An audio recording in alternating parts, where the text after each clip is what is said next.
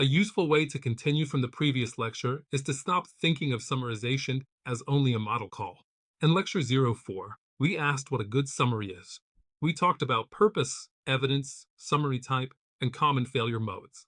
Now we can ask the next practical question. Where does that summary go? The weak default is to imagine a system like this. We send text to a model. The model returns a shorter text, and we say the job is done. That can be fine for a quick experiment, but in an application, that is rarely enough. A summary becomes useful when it sits inside a workflow. There is an input, there is a model or a chain of models, there is an interface, and then a person or another system does something with the result. The first design choice is input. Are we summarizing one article, a meeting transcript, a customer support ticket, a legal policy, or a set of retrieved documents?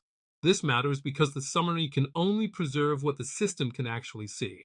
If the input is a short ticket, the system may need to preserve exact wording.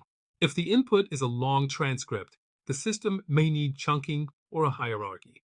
If the input comes from retrieval, then the retrieval step becomes part of summarization quality. The second design choice is output. The same source can support a paragraph abstract, bullet points, action items, a risk summary, a customer-facing response, or a structured JSON object. These are not just formatting choices. They define what the user can do next. A manager may want decisions and owners. A product team may want complaints grouped by theme. A voice assistant may need a sentence that sounds natural when spoken aloud. The interface changes the quality requirement. A dashboard summary should be scannable. A chatbot answer should be conversational and should admit uncertainty. A voice response should be short enough to listen to.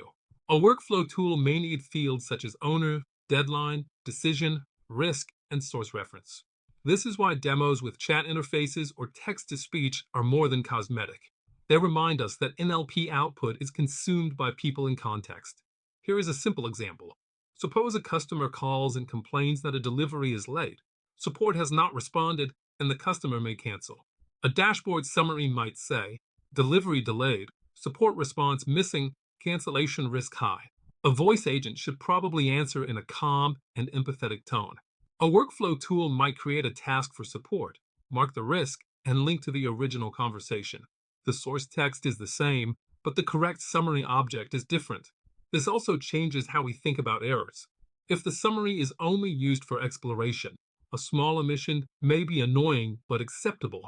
If the summary updates a CRM field, routes a ticket, or generates a spoken response, the same omission can become a workflow problem. The summary is no longer just text. It becomes a signal that another part of the system trusts. One useful design habit is to write down the next action before writing the prompt. Will the user read the original? Will the user approve a task? Will another model use the summary as context? Will a voice interface say it out loud? Once you know the next action, the output format becomes much clearer. You can decide whether you need prose, fields, source links, confidence notes, or an explicit, not stated value. The practical question is therefore not only, can the model summarize this? The better question is, where does the summary go next? If it goes to a human reader, clarity and trust matter. If it goes to a database, structure and consistency matter. If it triggers action, evaluation matters even more. A good summarization system reduces cognitive load without hiding the information needed for judgment. So the recap for this block is simple. A summary becomes useful inside an application workflow. First define the input, then define the output, then define the interface, and only then decide how you will evaluate the result. Now let us talk about evaluation. Summarization is hard to evaluate because there is usually not just one correct answer. Two summaries can use different words, and both can be useful. They can emphasize different details and still be good if they are serving different tasks. A common weak approach is to read a summary and ask, does this look good? That is a natural first reaction, but it is not enough for a system. If you build a summarization app, you need a way to compare versions, detect regressions, and decide whether a change improved the workflow. For that, evaluation has to begin with the task. A candidate summary is the summary your system produced. A reference summary is the target you compare against. Often the reference is human written. Sometimes it is written by a domain expert, sometimes by the product team, and sometimes by the instructor for a learning exercise. The key point is that the reference encodes what the task considers important. The hard part is that more than one summary can be correct. Imagine a meeting transcript. One reference summary for an executive might preserve the decision, the risk, and the deadline. Another reference for a project manager might preserve owner, next action, dependency, and due date. A third reference for a researcher might preserve evidence and uncertainty. If the task is different, the reference should be different. A useful reference summary should preserve decision facts. For example, if the source says that launch is delayed because legal review is missing, Maya owns the review, and the decision is due Friday, then a useful reference should not simply say the launch is delayed. That sentence is fluent, but it loses the reason, the owner, and the time condition. These details may be exactly what the user needs. This is where many evaluation projects become weak. The reference is treated as just another short text. But a reference summary is more like a measurement target. It says these are the facts that this task considers essential. If the reference is sloppy, then the metric becomes sloppy too. If the reference is well designed, then even a simple overlap metric becomes much more informative. For a course exercise, one reference summary may be enough to teach the mechanics. For a production system, you normally want a small set of examples. Include easy examples to make sure the system works at all. Then include hard examples to expose risk, missing dates, uncertain decisions, contradictory claims, emotionally loaded complaints, and long transcripts with important details near the end. The metric only sees what you wrote down. This is an important limitation. If the reference summary misses a deadline, then a generated summary can also miss that deadline and still look strong against the reference. If the reference uses a very narrow wording, then a good paraphrase may score lower than it deserves. So metrics do not remove the need to think. They make part of the comparison repeatable. So the first practical rule is to build the reference before trusting the score. Decide what the summary is supposed to preserve. Write or collect reference examples. Include clean cases, but also include messy cases. Long transcripts, contradictory statements, missing owners, uncertain claims, and domain-specific terms. Then a metric score becomes more meaningful because it is tied to the intended task.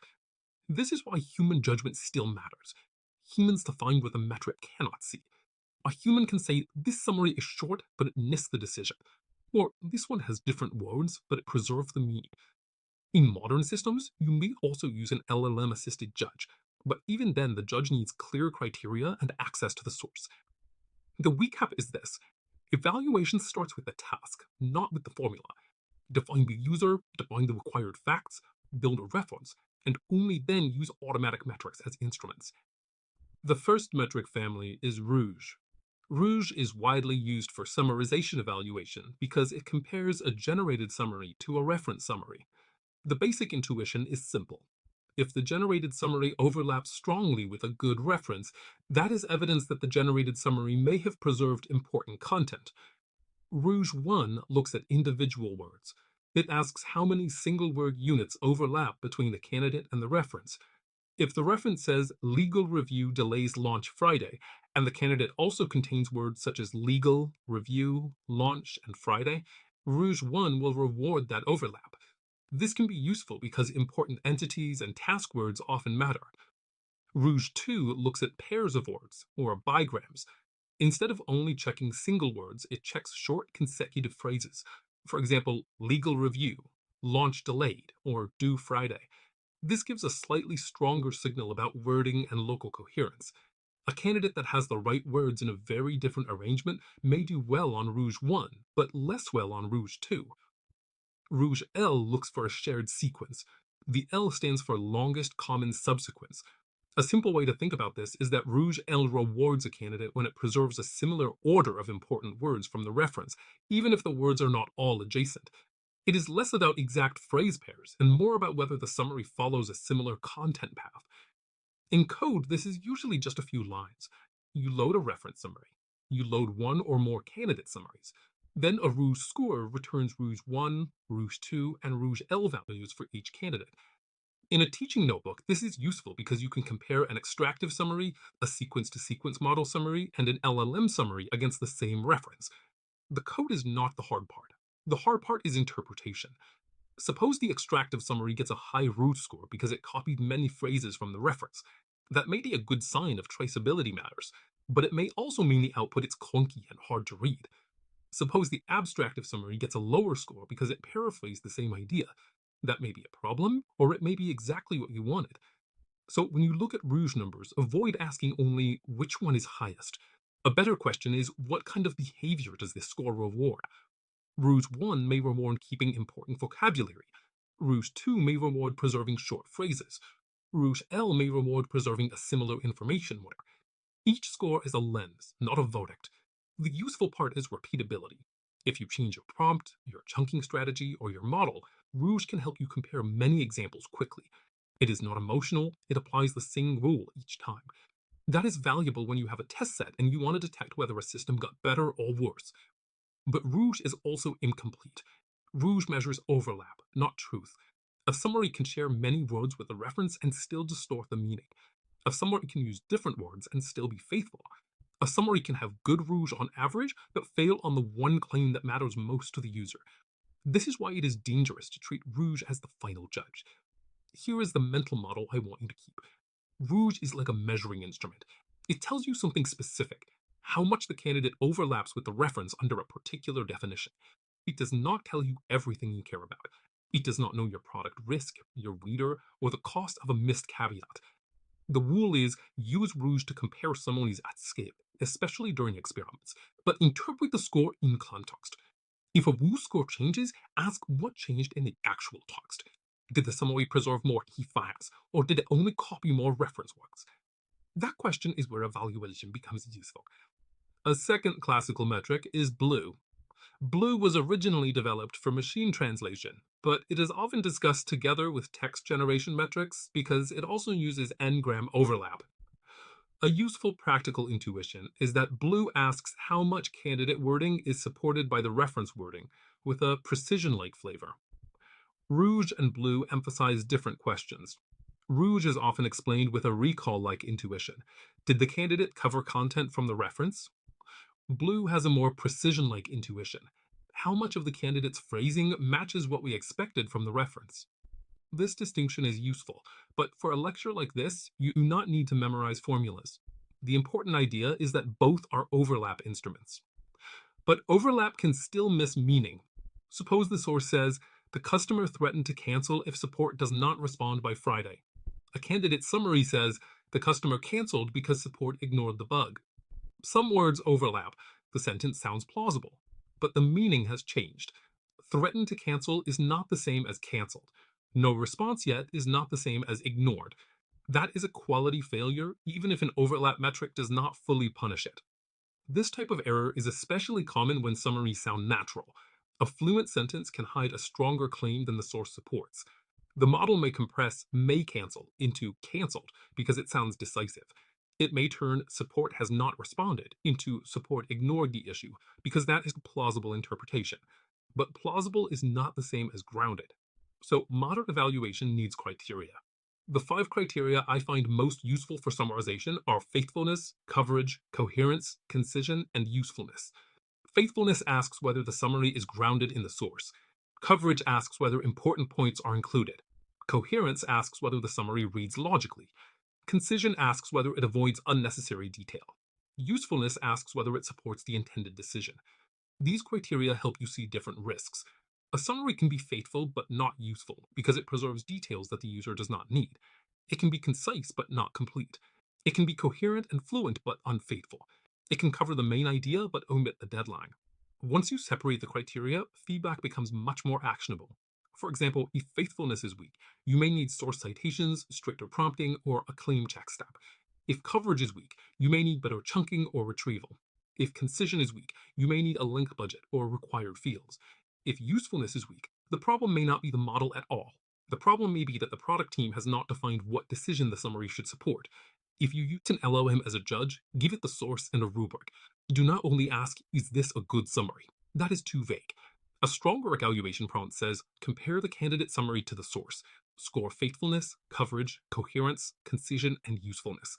Quote the source line for any unsupported claim and explain the most important failure in one sentence. Even then, you should spot check the judge. For high-risk summaries, human spot checks catch expensive mistakes. A support dashboard, legal workflow, medical note, hiring summary, or financial report should not rely only on automatic scores. Metrics can screen many cases. LLM-assisted evaluation can organize the review. Humans should inspect samples, edge cases, and outputs that trigger risk signals. The practical rule is to use metrics for scale and criteria for meaning. Rouge and blue help you compare many outputs. Criteria help you understand whether the output is actually useful and faithful. Together, they are much stronger than either one alone. Now we can turn this into a workflow. A safe summarization evaluation process is not one final score at the end. It is a loop. You define the task, build a test set, generate summaries, measure overlap, inspect meaning, categorize failures, and improve the system.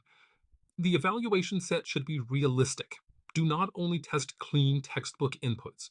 Include long transcripts, short tickets, contradictory statements, missing deadlines, unclear owners, domain-specific terms, and examples where the source itself is messy. These are the cases that reveal whether the system is robust enough for real use. It is often better to start small and representative than large and random. 30 carefully chosen examples can teach you more than 1,000 examples that all look the same. You want the evaluation set to contain the situations where the system is likely to fail. Long context, ambiguous wording, emotional language, missing information, and high-impact claims. For important claims, every risky claim needs source support. If a summary says there is a deadline, where is that deadline in the source? If it says the customer canceled, where is the cancellation statement? If it says a manager approved a decision, where is that approval? A simple claim check table can make this concrete. Claim, source line, supported, yes or no, and action.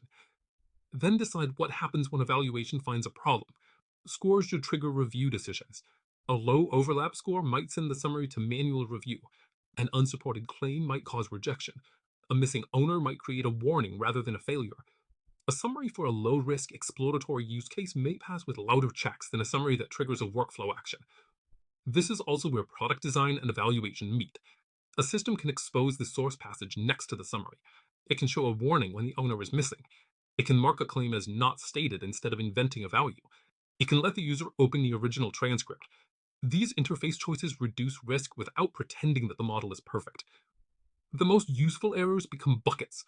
Omission means the summary missed something important. Distortion means it changed the meaning. Fabrication means it added unsupported information.